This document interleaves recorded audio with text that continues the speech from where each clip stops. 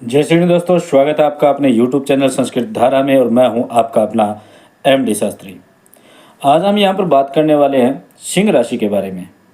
सिंह राशि के जितने भी जातक हैं वो अप्रैल के महीने में उनका पूरा महीना कैसे जाने वाला है, आज तक की जो 6 तारीख निकल गई है वो आपका अनुभव कैसा रहा है, उन सभी के बारे में हम जानकारी लेंगे। सिंह राशि वाले ध्यान से सुने और पूरी वीडियो को अंत तक अगर सुनेंगे आप तो आपको अपने बारे में बहुत सारी चीज़ों की जानकारी प्राप्त हो जाएगी। सिंह राशि के जितने भी जातक हैं उन सभी से मैं कहना चाहूँगा कि ये जो गोचर की जो कुंडलियाँ होती हैं इसके माध्यम से लाखों लोगों के ऊपर प्रभाव पड़ता है। ये नहीं कह सकते कि जितने भी सिंह राशि के लोग हैं उन सब पर पड़ता होगा, परंतु उसमें से 80% 85% लोगों पर इसका प्रभाव जरूर पड़ता है। अगर किसी के पास या किसी के संबंध में या किसी सिंह राशि के वालों के ये अगर प्रभाव नहीं पड़ रहा है या फिर ऐसी कुछ ही घटनाएं हो रही है, कुछ नहीं हो रही है, तो उसके लिए आप अपनी डेट ऑफ बर्थ दे करके जन्म कुंडली के बारे में पूरी जानकारी ले सकते हैं, क्योंकि आपके सही DOB होगी उसके माध्यम से विश्लेषण जो किया जाएगा वो एकदम डीपली कर दिया जाएगा। तो यहाँ पर हम जो बात कर रहे हैं वो कर रहे हैं पूरे इस अप्रैल महीने के गोचर की कुंडली के बारे में। गोचर की कुंडली के अनुसार अगर हम देखा जाए तो अभी जो अप्रैल का महीना चल रहा है वो कहते हैं कि सिंह राशि वालों के लिए बहुत ही बड़ा एक गॉड गिफ्ट के रूप में आया हुआ है, परंतु इसमें भी कुछ ना कुछ समस्या होती है, क्योंकि जहाँ धूप होती है वहाँ छाँव भी होती है। सिंह राशि वालों के लिए मैं कहना चाहूँगा कि अभी अप्रैल के महीने में अष्टम भाव में सूर्य के साथ में राहु बैठा हुआ है, जो क्या करता है ग्रहण का योग बनाता है। सूर्य जो है वो हमारी आत्मा का, हमारे शरीर का प्रतीक होता है, ठीक है। तो इसलिए हो सकता है कि हमारे मन में ये भय रहता हो कि हमें कोई नुकसान पहुंचा देगा या हमें कोई यहाँ पर हमें कोई हानि कर देगा, तो ऐसी समस्या आप में नहीं आएगी, क्योंकि सूर्य अष्टमेश बैठ करके भी आपको किसी भी प्रकार से हानि नहीं पहुंचाने देगा। आपको हानि पहुंचाने से पहले ही आपको सचेत कर देगा। ये इसकी खासियत होती है अष्टम भाव में बैठ करके भी। हाँ, अष्टम भाव में बैठ करके राहु के साथ में अगर बैठे हैं तो ये क्या रोग और मृत्यु का कारक होता है, यानी ग्रह होता है। ये घर जो है अष्टम भाव ये मृत्यु का घर कहलाते हैं, मृत्यु का, रोग का, इनका घर कहते हैं इसे, भाव कहते हैं इसे। इसके अंदर अगर हम देखा जाए तो कहते हैं राहु और सूर्य एक साथ बैठ करके ग्रहण योग बनाते हैं, जिसके कारण से आपको एक तो चर्म से संबंधित कोई रोग उत्पन्न हो सकता है, आपके मन में कुछ परेशानियां हो सकती हैं, आपका दिमाग जो है वो विचलित हो सकता है, आप सही निर्णय लेने में सक्षम नहीं हो पा रहे होंगे, या फिर आपके हर कार्य में रुकावटें पैदा हो रही होगी, आपकी सफलता में रुकावटें पैदा हो रही होगी। ये सारी जो कहानी होती है ये ग्रहण योग के कारण हो रही है। अभी आपको मान सम्मान में कमी आ रही होगी। हो सकता है कि आप अपने किसी न किसी रिश्तेदार या भाई बंधु मित्रगण इन सभी से दूर होते जा रहे होंगे, आपके मन में ऐसा भाव आ रहा होगा। अगर आता है तो आप कमेंट में लिख करके जरूर बताइएगा। फिर बात कर लेते हैं कि सूर्य और राहु अगर एक साथ मिल जाते हैं, वो भी इस घर के अंदर अष्टम भाव में मिल जाते हैं, तो वो आपको रोग उत्पन्न करते हैं, पेट में दिक्कत हो सकती है और चर्म रोग की भी संभावना हो सकती है। परंतु ये अप्रैल का महीना मैंने आपसे सबसे पहले कहा कि गॉड गिफ्ट के रूप में हो सकता है या गॉड गिफ्ट ही है। ऐसा मैंने क्यों कहा? फिर ऐसा इसलिए कहा मैंने क्योंकि सिंह राशि वालों के 13 तारीख को जैसे ही सूर्य अपनी राशि को परिवर्तित करेगा तो वो सूर्य अष्टम भाव से नवम भाव में चला जाएगा, और नवम भाव हमारा क्या होता है? भाग्य भाव होता है। और नवम भाव में जैसे जाएगा तो वहाँ पर पहले से ही सूर्य के साथ में बृहस्पति बैठे होंगे और बुध बैठे होंगे। बृहस्पति और सूर्य का बहुत गजब का योग बन रहा है, और थोड़े समय के बाद में बुध भी वहां आ जाते हैं तो वहां पर बहुत ही गजब का योग बनेगा, जिसे कहते हैं त्रिग्रह योग, ठीक है। उससे 13 तारीख के बाद में आपकी सारी समस्याएं दूर होने लग जाएगी। सारी समस्याओं के साथ साथ में आपको बहुत ही अच्छे अच्छे अवसर भी मिलेंगे, और आपको जो अवसर मिलेंगे उससे आप अगर अवसर उठा लेंगे, मौका उठा लेंगे, तो आपको बहुत गजब का रिजल्ट मिलने वाला है। साथ में मैं बताऊंगा जब बृहस्पति, सूर्य और बुध एक साथ में विराजमान हो जाएंगे उस वक्त आप हर कार्य के अंदर सफलता प्राप्त करेंगे। आपकी जो आर्थिक परेशानी चल रही है उसके अंदर भी आपको सफलता मिलेगी। आपके रुके हुए जो काम हैं वो बनने स्टार्ट हो जाएंगे। आपके अगर कहीं पर पैसे वगैरह फंसे हुए हैं, किसी को दिए हैं वो नहीं दे रहा है, तो वो भी पैसे वहाँ से आने की पूरी पूरी संभावनाएं बन रही है। दूसरी बात हम बात करेंगे कि जब सूर्य और बृहस्पति और बुध तीनों एक साथ भाग्य भाव में हमारे विराजमान होंगे, तो वो हमारे प्रथम भाव को भी फलीभूत करेंगे, जिसके कारण से प्रथम भाव किसका होता है? शरीर का होता है, मन का होता है, या मान लो कि अपने स्वास्थ्य से संबंधित जो बातें होती है उनका होता है, हमारे खुद के प्रति जो कार्य होते हैं उनका होता है।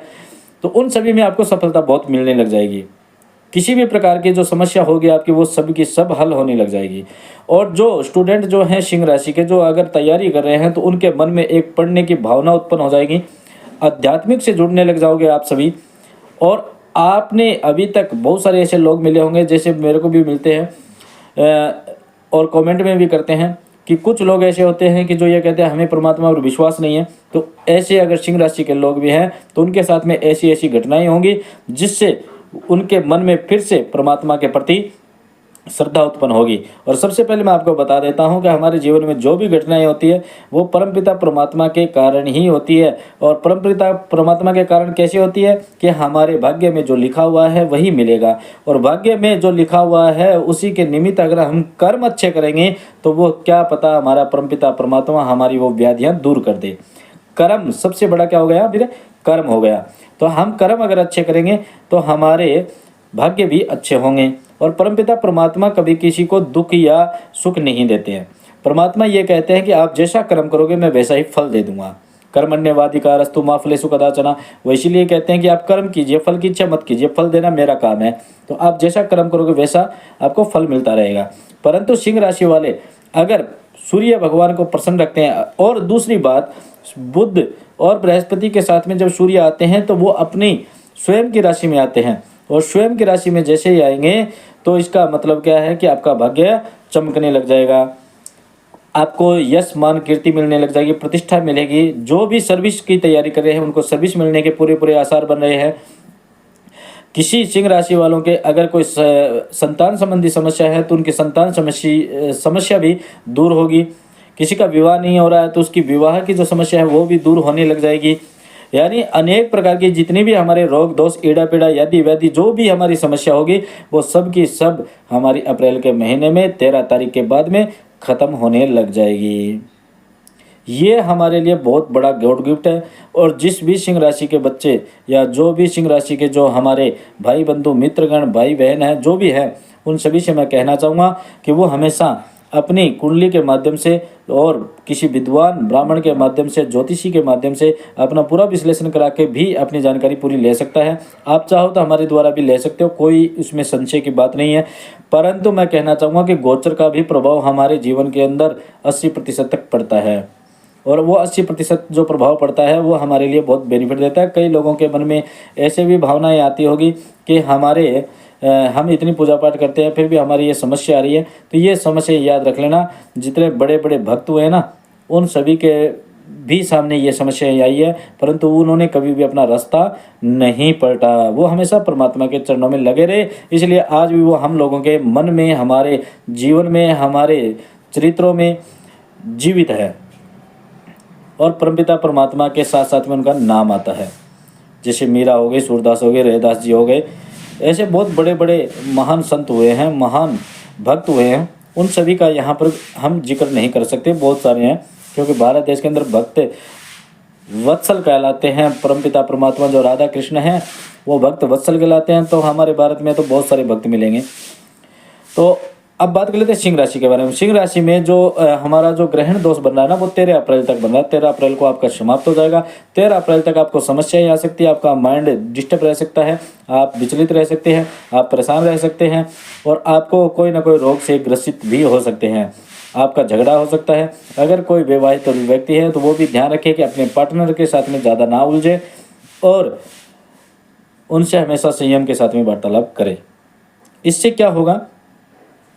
इससे ये होता है कि आपका सामंजस्य बना रहेगा, क्योंकि जो राहु का ग्रहण योग बनाता है वो कुछ ना कुछ उल्टा पुल्टा करवाता ही है अपने स्वभाव के अनुसार, और आपको 13 तारीख के बाद में आपकी समस्याओं का समाधान मिलने लग जाएगा। ये सबसे बड़ी विशेषता है कि आप अपने जीवन में सफलता को प्राप्त कर पाओगे 13 तारीख के बाद में। क्योंकि 13 तारीख के और भी महीने आएंगे जिनके अंदर बहुत अच्छे अच्छे योग बनेंगे आपके लिए, क्योंकि ये 2024 जो है 13 अप्रैल के बाद में सिंह राशि वालों के लिए बहुत ही गजब की रहने वाली है। आर्थिक स्थिति सुधरने वाली है, आपको पैसों की आपके ऊपर बरसात होने वाली है अपने कर्मों के अनुसार। ये नहीं है कि आप बैठे रहो और पंडित जी ने कह दिया कि हमारे पास बरसात होगी, ऐसा नहीं होगा। आपको कर्म करना पड़ेगा, उस कर्म की मेहनत का जो आज तक फल नहीं मिला है वो फल आपको अब मिलना प्रारंभ होगा और आपके मेहनत का दोगुना फल आपको मिलने लग जाएगा। ये थी आपके साथ में मेरी जो सिंह राशि वालों के लिए वीडियो थी। अगर कोई अपनी जन्म कुंडली के माध्यम से विश्लेषण करवाना चाहता है तो आप हमसे कमेंट के माध्यम से संपर्क कर सकते हैं। आपको मेरे इस चैनल के ऊपर अपने नंबर भी मिल जाएंगे, इस वीडियो में भी आपको नंबर चलते हुए दिखाई दे देंगे, तो आप संपर्क कर सकते हैं। कोई दिक्कत नहीं है, नो टेंशन। समस्या जो भी होगी उसका समाधान पूर्ण रूप से बताया जाएगा।